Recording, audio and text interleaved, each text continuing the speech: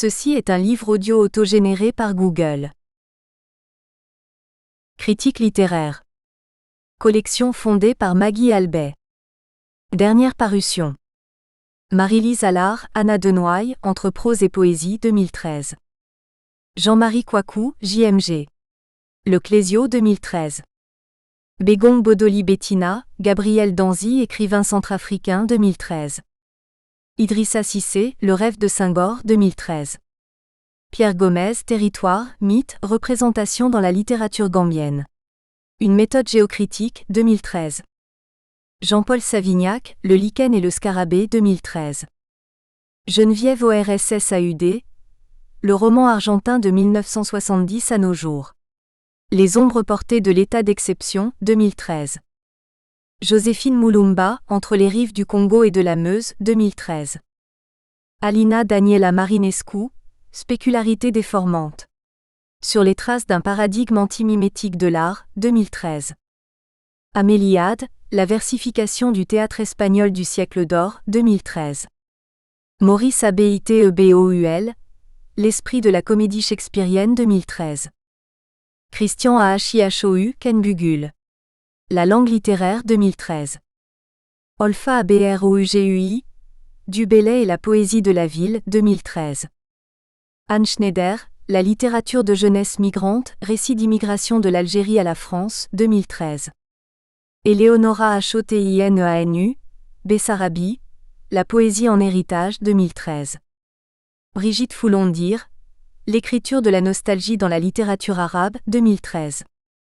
Roger Trodeau, Adama Koulibaly et Philippe Amangwa Tchadir, Jeux narratifs dans le roman africain 2013. Diane Véronique Assi, Intertextualité et transculturalité dans les récits d'Amadou Ampateba 2013. Gasser Khalifa, L'autobiographie au féminin dans l'amant de Marguerite Duras et perquisition de Latifa Al-Zaïa 2013. Dédicace. À la mémoire de ma mère. Pour que tu reposes en paix. À Laetitia, Kélan, Marvin. Et leur maman, Nadège. Vous êtes la prunelle de mes yeux. Citation. Je rêve d'un roman sur le modèle du conte. D'un roman où l'opposition entre diachronie et synchronie s'estompe, où coexistent des éléments d'âge différents. D'un univers cinétique qui engendre un ordre et s'engendre de lui. Cette fécondation du roman par l'oralité, le conte que je m'efforce de réaliser. Quelle richesse indéfinie. Quelle liberté dans l'évolution du récit. Ngalmebvia Mpang, 1984. Jean-Baptista. Vico ou le viol du discours africain. Paris. Hatier, page 13.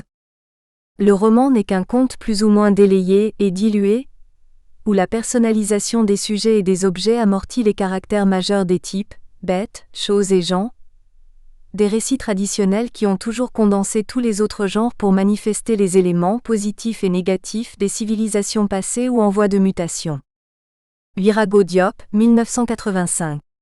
Entretien avec Bernard Magnier, Notre librairie numéro 81, page 65. Préface. En 1974 déjà, Roger Mercier 1974/400 déclarait « Le point primordial à ne pas oublier quand on est appelé à apprécier la littérature négro-africaine est que sinon dans sa réalisation, du moins dans ses sources, elle est une littérature orale. » Plus récemment encore, Nora Alexandra Kazitani 1995/41 écrivait que dans le roman négro-africain, les traces provenant de la sphère de l'oralité sont affichées de manière éclatante. À l'échelle universelle, cela apparaît comme une sorte de carte d'identité, comme un passeport culturel.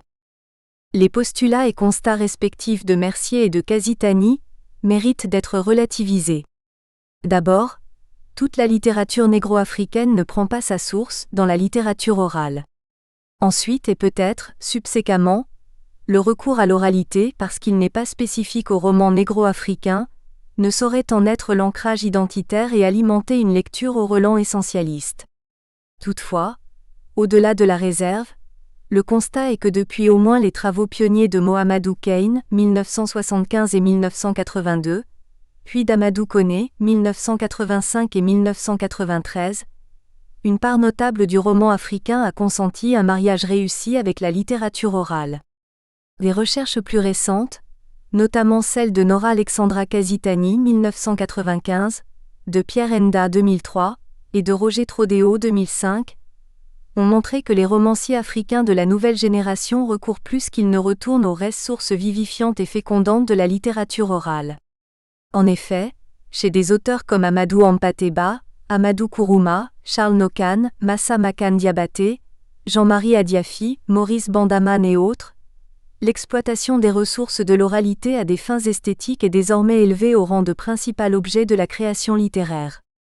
La réponse d'Adiafi 2000/5 au comment écrire, dérivant du pourquoi écrire, est symptomatique de l'option des romanciers, gardèrent de la tradition orale les traits esthétiques de nature à innover, à réinventer un nouveau langage. Il y a des moments où la tradition est plus révolutionnaire que la modernité déjà radotante. Avec ces auteurs qui n'hésitent pas parfois à mobiliser un important discours d'escorte aux allures de manifeste, le roman, dans sa relation intime avec la littérature orale, est conçu et perçu par la critique comme un genre hybride, polymorphe, nzassa, ou genre sans genre suivant les expressions d'Adiafi. Tenant compte, sans doute, de la nature éminemment intergénérique des œuvres, les études y analysant les techniques de modélisation de la scénographie des genres et genres de la parole africaine abordent la question sur un plan général.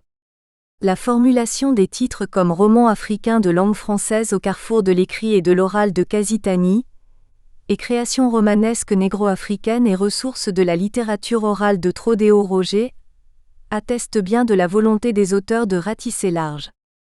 Tout en suivant les jalons tracés par ces études qui trop embrassent, dans leurs analyses, des relations complexes et originales que le roman africain tisse et entretient avec la littérature orale, tout en exploitant les perspectives théoriques et méthodologiques ouvertes par des spécialistes tels Denis Palm, 1976, Anno Marius, 1987 et 1989, Pierre N. Da 1984, Jean Derive, Ursula Baumgart, Christiane Sédou 2008 et autres, et Faux Clément et Aura voudraient peu embrasser pour bien étreindre. Son roman africain et esthétique du conte est en effet une tentative d'approfondissement de l'une des voies de recours du roman à la littérature orale, celle consistant en la modélisation du conte traditionnel africain. De quelle manière se produit l'interaction, l'interpénétration et l'hybridation du conte et du roman, deux modes d'expression habituellement différents? Comment les romanciers africains exploitent les techniques et les procédés narratifs du conte traditionnel?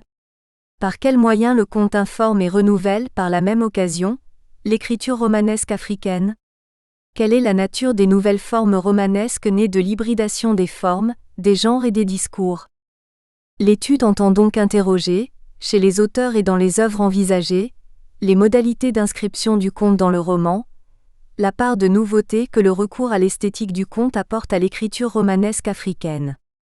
Ainsi, la partie inaugurale du livre est consacrée à l'examen de la structure formelle des romans à l'aune de la structure apparente du conte. Et Horace s'y évertue à mettre en évidence trois lieux de congruence où le conte informe le roman africain, lui dicte sa forme.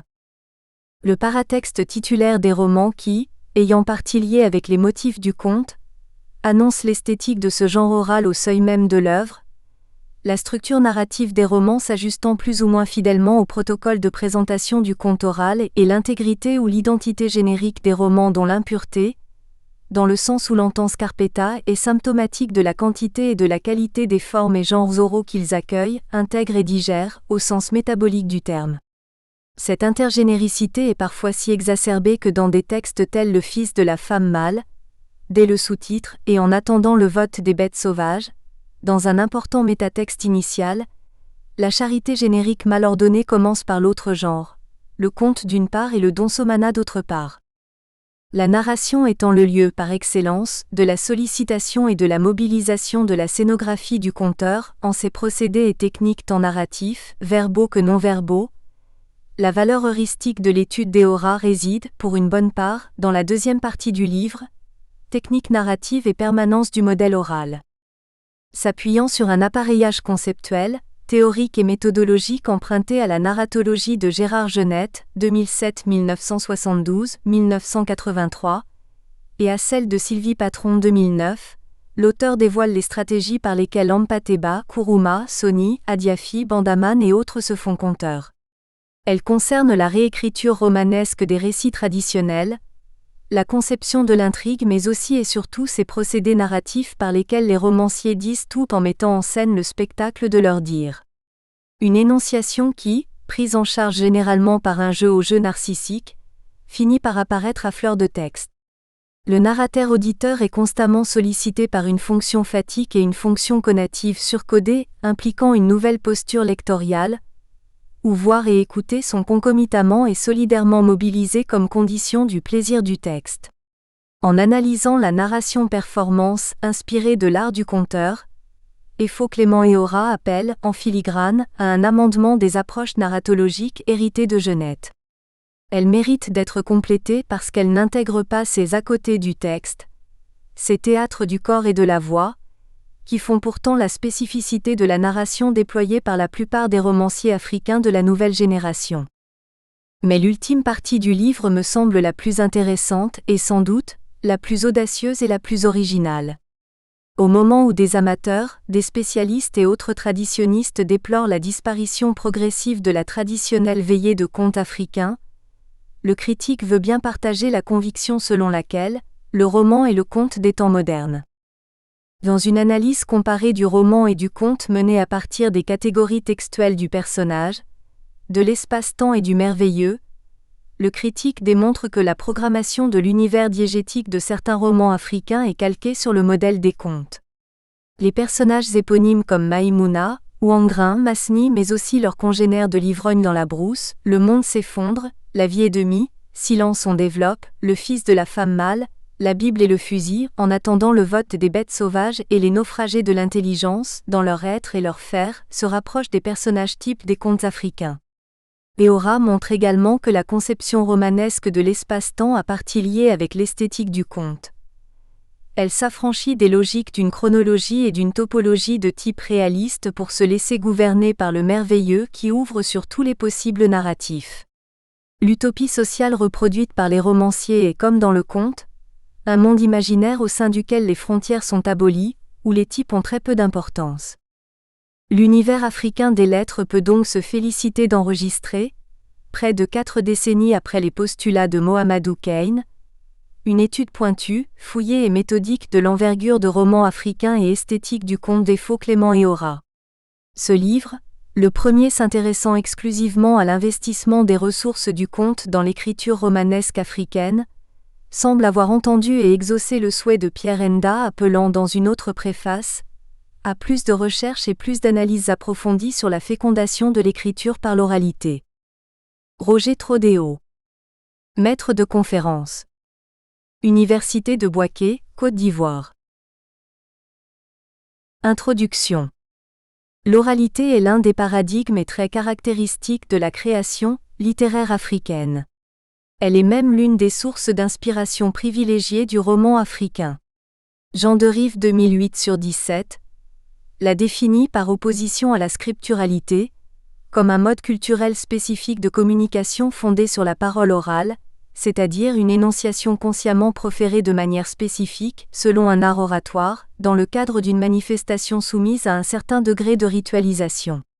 Par extension, l'oralité réfère à tout ce qui dans le texte écrit procède de la parole et de la tradition orale.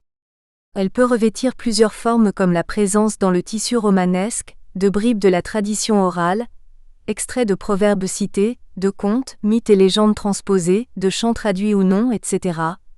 L'érection de certains genres oraux en modèle de discours littéraire, l'imitation de la langue parlée, etc.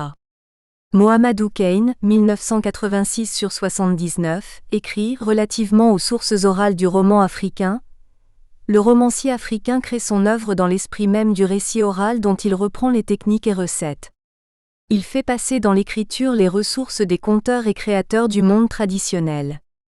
L'oralité ne sustente pas seulement l'écriture romanesque africaine, elle s'inscrit dans le corps même des œuvres créées. En conséquence, s'interroger sur la coexistence de l'oralité et de la scripturalité au sein de la littérature romanesque africaine, notamment sur les interférences entre le conte et le roman africain, n'est pas une vaine spéculation. En effet, dans sa volonté de révolutionner l'écriture romanesque et à la recherche de la spécificité du genre au triple plan de la forme, de la signification et de la vocation, le romancier africain s'est résolument tourné vers la tradition orale, en recourant de façon systématique aux ressources de la littérature orale. De plus, la plupart des écrivains africains se trouvent dans la situation de Giambattista Vico, ce héros romanesque qui a nourri le projet d'accoucher d'un roman sur le modèle du conte, d'un roman qui conjuguerait les prestiges du discours oral avec l'efficacité de la technique narrative occidentale, Ngal Mbvia Mpang, 1984/13. À l'image de Giambattista Vico, ils entendent renouveler la technique romanesque héritée de l'Occident, en y adjoignant les attributs de l'oralité, ceux du conte en particulier. À l'état actuel de la question, de nombreux travaux, notamment ceux de Mohamedou Kane, 1975, 1982 et 1986, d'Amadou Koné, 1985 et 1993, de Nora Alexandra Casitani, 1995, de Pierre N. Da, 2003, de Roger Trodéo, 2005 et 2010, ont déjà établi la présence de l'oralité dans le roman africain et l'influence des ressources de la littérature orale sur la création romanesque africaine. Toutefois, aucune de ces études n'est exclusivement consacrée à la fécondation dans ses multiples aspects et facettes du roman par le conte. Le présent essai qui, pour bien étreindre, embrasse peu, ambitionne de montrer de quelle manière se produit l'interaction et l'hybridation du conte et du roman, deux modes d'expression habituellement différents. Autrement dit, comment les romanciers africains exploitent-ils les techniques et les procédés narratifs du conte traditionnel ? Par quels moyens le conte informe et renouvelle l'écriture romanesque africaine ? Quelle est la nature des nouvelles formes romanesques nées de l'hybridation des formes, des genres et des discours ? Pour les besoins de l'analyse, il convient de clarifier la notion de conte qui, bien que présentant une grande homogénéité de traits définitoires, se laisse difficilement enfermer dans une définition précise et satisfaisante, Anno Marius, 1987/38. Le conte est en effet le plus universel de tous les genres oraux. Toutefois, lorsqu'un genre, même dit universel, émerge au sein d'une société donnée, il reste imprégné des valeurs spécifiques que lui confère cette société. Il doit alors être défini à partir des critères et normes de la société qu'il a vu naître. D'une façon générale, le conte est un récit ou une dramatisation qui met en scène des personnages fictifs et allégoriques, humains, animaux, objets ou êtres surnaturels, dont les aventures se situent dans le cadre de l'imaginaire. C'est un récit de fiction qui, comme le roman, s'appuie sur le réel. Sous le couvert de la fiction ou du mensonge, il dit toutefois des vérités. La particularité du conte africain est qu'il est non seulement la matrice et le creuset des autres genres mais aussi un art oral vivant et total, qui, selon Pierre Nda, 1984/23, a besoin pour s'exprimer, d'un bon narrateur et de la présence effective ou de la participation d'un agent rythmique et d'un auditoire actif. Pierre Nda, 1986/159-160, renchérit. Le conte africain est un des modes d'expression de la pensée africaine, un reflet de la civilisation traditionnelle, un moyen d'éducation, en même temps qu'il est un art. Il est le véhicule qui permet de transmettre de génération en génération une part importante du patrimoine culturel, les idéaux et les principes qui sous-tendent et maintiennent l'ordre social. La définition d'Anno Marius, 1987/38-39, rend bien compte de la nature et des fonctions du genre. Selon lui, le conte oral africain est d'un récit oral, populaire, traditionnel, littéraire et vivant à tendance ludique, didactique, magique, fictive ou réaliste, reflétant une certaine vision du monde de la communauté qui l'a produit. Contrairement au conte, le roman ne repose pas sur une forme achevée, préétablie et figée à laquelle tous les écrivains doivent se référer. C'est un genre plastique, apparemment sans règles, dont la multiplicité des formes finit par rendre impossible une définition nette et satisfaisante. L'on s'accorde toutefois à l'identifier sur la base de 3 critères essentiels: narratif, fictionnel et littéraire. Aussi soutient Nathalie Sarraute, 1956/59. Le roman est et restera toujours avant tout une histoire où l'on voit agir et vivre des personnages. Un romancier n'est digne de ce nom que s'il est capable de croire à ces personnages, ce qui lui permet de les rendre vivants et de leur donner une épaisseur romanesque. Autrement dit, malgré sa grande malléabilité, le roman dispose d'un certain nombre de constantes, celles qu'Alain Robbe-Grillet, chef de file du nouveau roman, qualifie de notions périmées que sont entre autres le personnage, l'histoire, l'engagement, le contenu. Pour le dire autrement avec Bernard Valette, 1993/9, le lecteur attend du roman une représentation homogène de la réalité à partir d'un ensemble de descriptions, de dialogues, de monologues réunis autour d'un ou de plusieurs personnages qui vivent des aventures.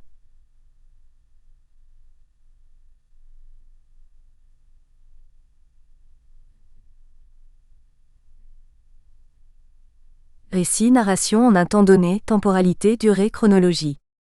Faute d'archétypes et de formes préétablies, le roman est appelé à de nouvelles évolutions, à d'imprévisibles métamorphoses, ajoute Bernard Valette, 1992/9. L'étude de l'hybridation des formes, des genres et des discours, celle de la fécondation du roman par le conte en particulier, sera conduite sur un large échantillonnage de romans négro-africains issus d'époques et d'ères culturelles et linguistiques différentes. Le choix des romans de 1950 à 2000 est guidé par la volonté de travailler sur périodes longues et stratégiquement importantes pour le phénomène de l'écriture romanesque négro-africaine. L'analyse n'a pas la prétention d'envisager le roman africain dans sa globalité ni d'explorer toutes les zones linguistiques africaines, mais de considérer une dizaine de romans qui exploitent, de façon éloquente et variée, l'esthétique du conte africain. Présentés suivant l'ordre de leur parution, les romans inscrits au corpus ont pour titre L'ivrogne dans la brousse d'Amos Tutuola, 1952. Maïmouna d'Abdoulaye Sadji, 1953. Le monde s'effondre de Chinois Acheb, 1958. L'étrange destin de Wangrin d'Amadou Ampateba, 1972. La vie et demie de Soni Laboutansi, 1976. Maceni de Tidiane Dem, 1977. Silence on développe de Jean-Marie Adiafi, 1992. Le fils de la femme mâle de Maurice Bandaman, 1993. La Bible et le fusil de Maurice Bandaman, 1996. En attendant le vote des bêtes sauvages d'Amadou Kourouma, 1998. Les naufragés de l'intelligence de Jean-Marie Adiafi, 2000. Le corpus peut être jugé incomplet et arbitraire parce qu'il fait la part belle aux romans africains d'expression française. La faible proportion de romans anglophones ou lusophones s'explique par les compétences linguistiques limitées de l'auteur de l'essai. Dès lors que le lecteur commencera à contester le corpus, à regretter certaines omissions, à s'interroger sur le statut de tel ou tel roman, ce livre aura sans doute atteint son but. Le choix des romans inscrits au corpus s'explique essentiellement par la pertinence de leurs différents rapports avec le conte africain. Au-delà de leur diversité, ces romans ont un dénominateur commun, la résurgence de l'esthétique du conte dans leur fond scriptural. Ils se caractérisent tous, à des degrés divers, par la forte absorption et l'adaptation des techniques et recettes du conte. Bien entendu, chacune des œuvres interrogées tend vers une écriture romanesque africaine avec ses variantes propres. L'étude se propose de les lire à l'aune et à la lumière du conte traditionnel africain, tout en prenant en compte cet avertissement de Roger Mercier, 1974/400.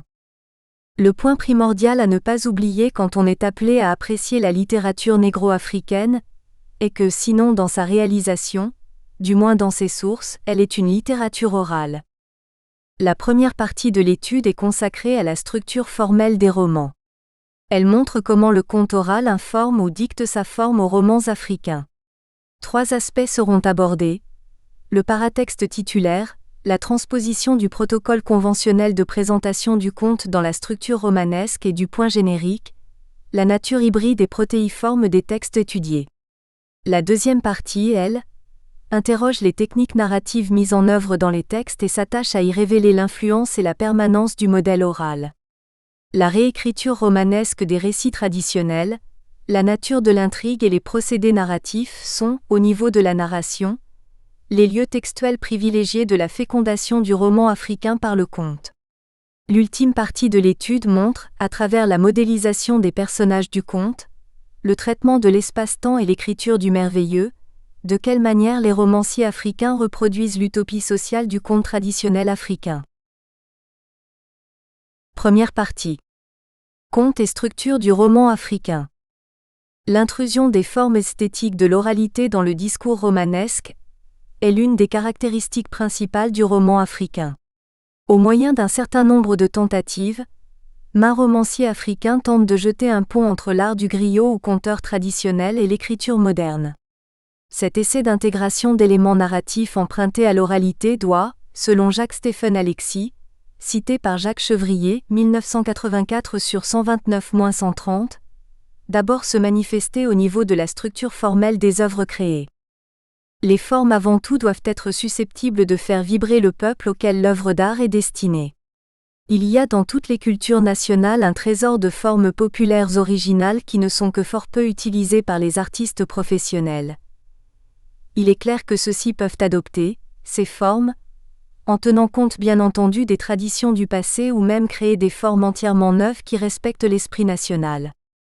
L'esthétique romanesque nouvelle proposée par Jacques-Stéphane en 1956 se situe, pour emprunter l'heureuse formule de Casitani, 1995, au carrefour de l'oral et de l'écrit. Cette esthétique doit être capable d'opérer la synthèse entre l'écriture et la tradition orale. Conscients de la solidarité entre la forme et le sens, certains écrivains négro-africains vont ainsi mettre en œuvre ces principes dans des créations où le romanesque fusionne parfois avec les formes orales, pour créer un métadiscours qui valorise la multiplicité des formes, des discours et des lectures. Pour nombre d'écrivains, la fécondation du roman par l'oralité, le conte en particulier, passe nécessairement par les modifications formelles. Ainsi, de par leur typologie et leur signification, certains titres romanesques annoncent d'emblée l'esthétique du conte africain. Chapitre 1. Paratexte titulaire des romans et motifs du conte africain. Le titre d'une œuvre littéraire est un élément paratextuel de première importance. Il joue un rôle fondamental dans la relation du lecteur au texte. Il prépare les horizons d'attente du lecteur et établit les premiers rapports entre l'auteur et son public. Le titre oriente la lecture ou induit un type de lecture spécifique. Il informe sur l'œuvre, en la désignant dans son unicité et sa singularité. Philippe Hamon, 1982 sur 138, pense que le titre est un endroit stratégique, dans la mesure où il fonctionne comme un point d'ancrage ou un panneau signalétique. Le titre d'une œuvre littéraire ne sert pas seulement à la nommer, mais en fait partie. Il est, par ailleurs, l'indice de composition d'un genre, d'une forme, d'une tonalité puisqu'il permet au lecteur de deviner si on l'invite à la lecture d'un texte d'aventure, d'énigmes policières, d'évasion, de sentimentalité, avec les surprises pouvant en résulter. Le titre constitue alors un élément essentiel de lisibilité. Il assure la cohérence narrative et globale du texte, permet l'économie du discours narratif et inaugure une modalité de la narration. Sewanou Dabla, 1986 sur 62. Le titre d'une œuvre littéraire s'inscrit donc dans un système d'hypercodage narratif qu'il faut décoder et décrypter avec beaucoup d'attention. Dès lors, comment les titres des romans fécondés par le conte participent-ils à la construction du sens de ces romans ? De quelle manière ces titres renseignent sur la forme et la nature hybride des œuvres qu'ils désignent ? Il s'agira de montrer de quelle manière les motifs du conte ressurgissent dès le paratexte titulaire des romans africains. Les contes traditionnels africains ne portent pas de titre. Tiennent généralement lieu de titre les formules initiales étiologiques du genre. Savez-vous pourquoi X est ainsi ? Je vais vous dire pourquoi. Comment, etc. Tout en annonçant le conte à venir, ces formules préfigurent son contenu. Seuls les contes modernes, c'est-à-dire les récits traditionnels réinventés ou recueillis, traduits et consignés par écrit par des chercheurs ou des écrivains, portent des titres. L'examen des titres des romans interrogés, à l'aune de l'esthétique des contes africains, permet d'établir une typologie couvrant les titres thématiques, littéraux et éponymes, équivoques et RHE accent aigumatique. Les titres thématiques. Selon l'acception de Gérard Genette, 1987 sur 85, les titres thématiques sont des titres qui évoquent, de quelque manière que ce soit, le contenu du texte ou qui désignent explicitement ou non soit le thème, soit l'objet central de l'œuvre. Ils sont dits littéraux lorsqu'ils renvoient au sujet central du roman, métonymiques quand ils s'attachent à un élément ou à un personnage de l'histoire, métaphoriques dès lors qu'ils décrivent le contenu de façon symbolique et antiphrastique quand ils présentent ironiquement le contenu. À cette typologie génotienne des titres thématiques, on peut ajouter les titres dits éponymes, proches des titres métonymiques. 1. Les titres littéraux. Les titres littéraux sont des titres thématiques qui, selon Genette, 1987/86, désignent sans détour et sans figure le thème ou l'objet central de l'œuvre. Ainsi, les titres des romans L'Ivrogne dans la brousse, L'étrange destin de Wangrin et Le monde s'effondre livrent de manière plus ou moins explicite le contenu des œuvres qu'ils nomment. L'Ivrogne dans la brousse d'Amos Tutuola raconte l'histoire ou l'aventure d'un ivrogne dans la brousse.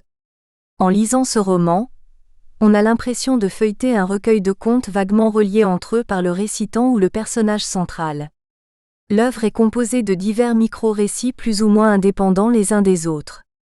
Excepté le thème de la quête, il n'y a aucun lien qui régit l'enchaînement des 16 épisodes du récit. Chaque épisode ou méta-récit se suffit à lui-même, car il est construit comme un conte où l'auteur expose un conflit et la manière dont il sera résolu. Les formules lapidaires du genre « Voilà comment », pages 32, 45, 57, 66, 74, 93, 109, etc., servent arbitrairement de transition entre les différents épisodes.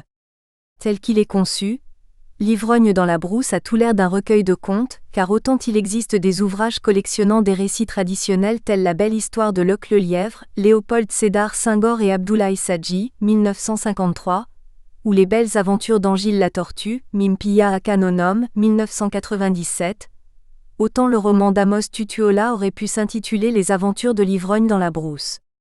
Tous ces livres ont en commun le récit de l'aventure du personnage principal. La même interprétation pourrait s'appliquer à L'étrange destin de Wangrin, roman qui fait le récit du destin du personnage éponyme.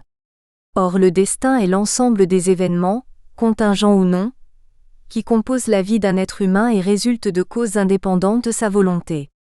Dès la première confrontation avec le titre, le lecteur sent l'intention affichée de l'auteur de faire le récit des aventures du personnage désigné dans le titre. Le contenu du roman révèle que L'étrange destin de Wangrin relate les aventures relatives à la vie de Wangrin.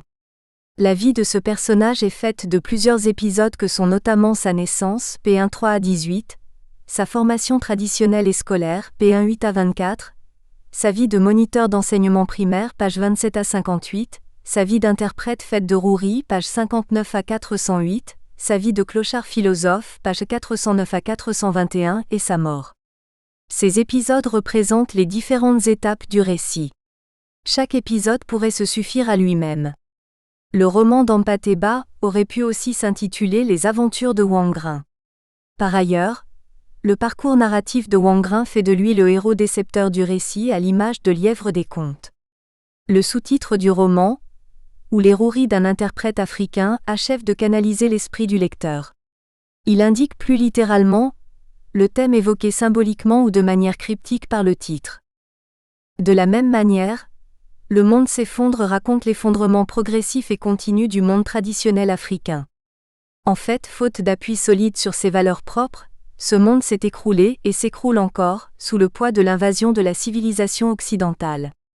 La lecture de Le monde s'effondre, à la lumière des genres oraux permet de l'assimiler à un mythe de création ou à un conte étiologique expliquant l'écroulement du monde traditionnel africain. L'auteur révèle que lorsque les anciens d'Abam ont consulté leur oracle, celui-ci leur a dit que l'étranger le blanc briserait leur clan et répandrait la destruction parmi eux, page 168.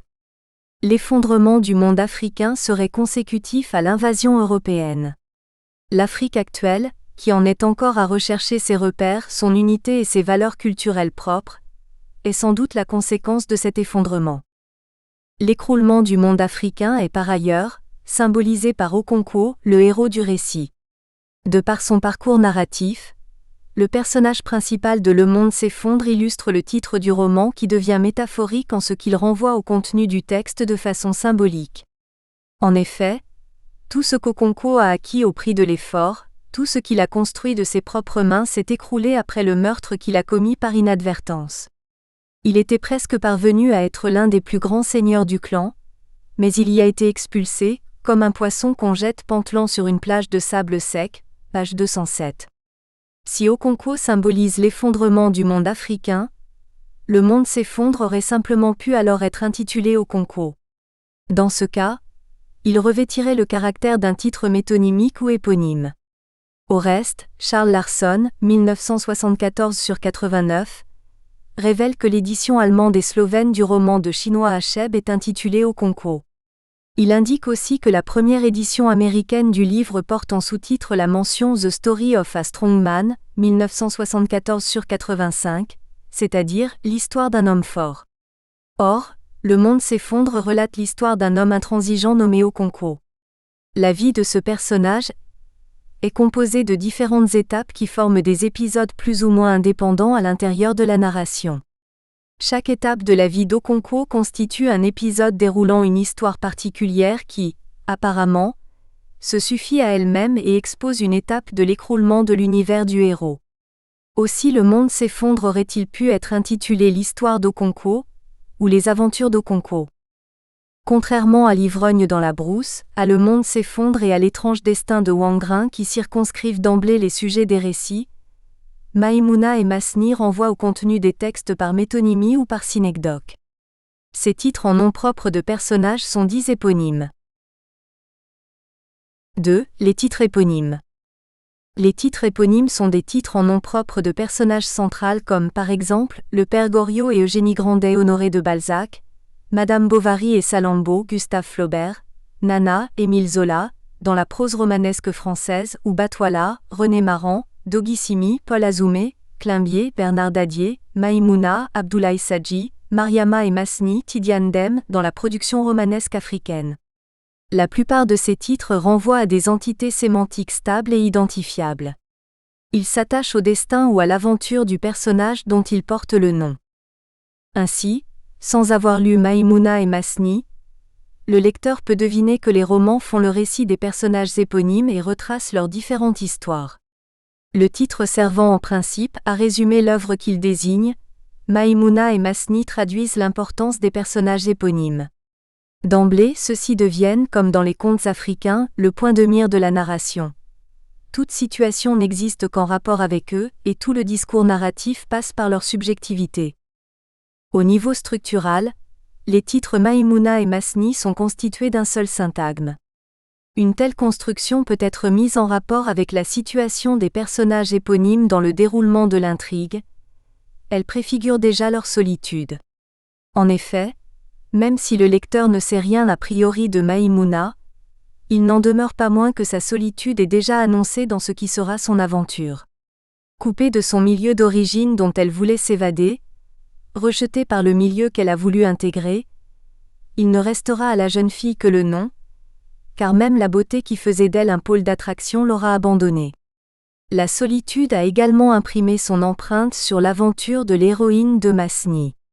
Après le décès de son mari, elle s'est retrouvée seule face à son destin. Elle est morte esseulée dans un dénuement total. On en déduit que le parcours narratif des personnages éponymes est déjà annoncé dès les titres.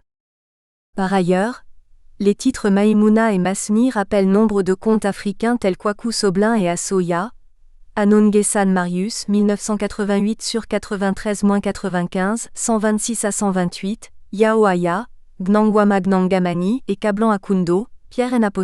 Da, 1993/231-235, Nanyuma, Djibril Tamsignane 1985/101-114, etc. La parenté ici se trouve particulièrement dans l'importance accordée aux différents personnages éponymes dans la narration. Que ce soit dans les contes ou dans les romans, les héros éponymes sont le point de mire de la narration. Les titres des romans d'Abdoulaye Sadji et de Tidiane Dem orientent donc, d'une certaine manière, la narration et indiquent d'emblée qu'il s'agit de l'histoire des personnages éponymes. Contrairement aux titres littéraux et éponymes, les titres La vie et demie et La Bible et le fusil sont opaques, voire équivoques dans leur formulation. 2. Les titres équivoques. Les titres équivoques se distinguent particulièrement par leur hardiesse et se refusent à être une porte ouverte au seuil de la lecture, la relation sémantique entre titre et texte n'étant pas clairement établie. Ainsi, Des titres comme La vie est demie et La Bible et le fusil arborent même leurs différences. Ils dévoilent apparemment le projet d'écriture qui sustente les romans. Ici, l'effet de réel se noie dans un symbolisme plus ou moins net. L'analyse structurale, complétée et éclairée par le contenu des œuvres, aidera certainement à lever l'opacité qui procède des titres équivoques. La vie est demie signifie littéralement une vie et une moitié de vie. La formulation même du titre inscrit le roman dans le registre de l'insolite et de l'étrange. L'étrangeté du titre présuppose déjà un univers merveilleux et insolite, cher aux contes africains. En réalité, il n'existe pas de vie et demie, étant entendu que la vie est... Nous espérons que vous avez apprécié cet aperçu. Pour continuer à écouter ce livre audio sur Google Play Livres, utilisez le lien dans la description de la vidéo.